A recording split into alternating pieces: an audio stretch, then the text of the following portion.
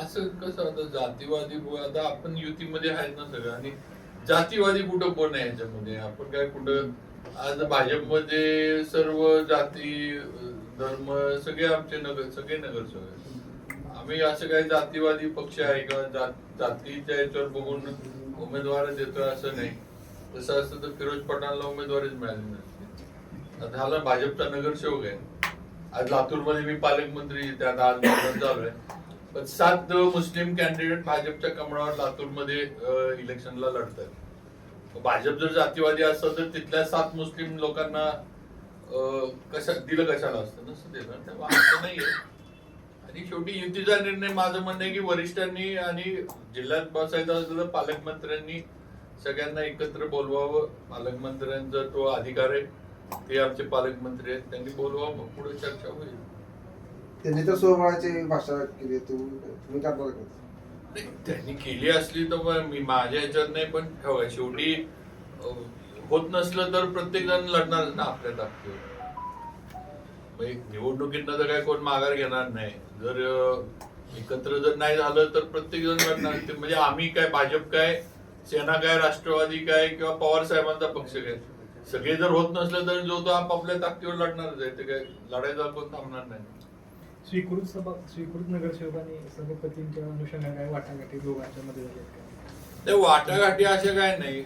आम्ही मी पहिल्या दिवशी पण इथं ज्यावेळेला अध्यक्षांनी पदभार स्वीकारला त्या दिवशी पण सांगितले की आम्ही सगळे 40 जण जे निवडून आणले ते भाजपचे म्हणून निवडून आणले.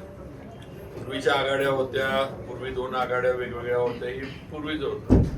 आज आम्ही इथं बसताना सगळेजण भाजप म्हणून बसतोय. लोकांनी पण मतं देताना हे 40 जण किंवा आमचे जे 52 जण लढत होते त्या आम्ही भाजप म्हणून लढत होतो, कमळाच्या याच्यावर लढत होतो. आणि आम्ही येताना निवडून कमळाच्या याच्यावर भाजप म्हणून आलो.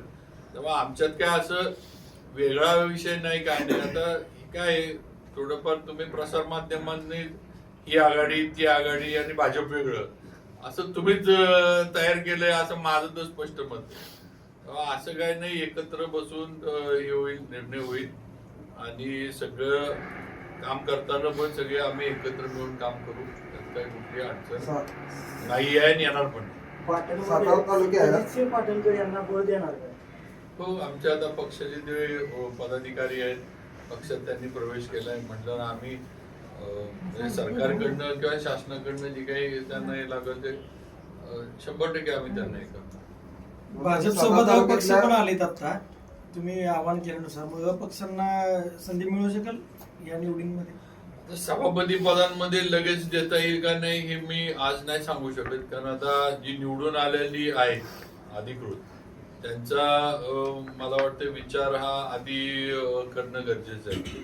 मग नंतरच्या याच्यामध्ये निवडींमध्ये म्हणजे 5 वर्षाचा कालावधी आहे. पुढच्या याच्यामध्ये जे आले त्यांचं नंतरच्या याच्यामध्ये विचार करणं ठीक आहे.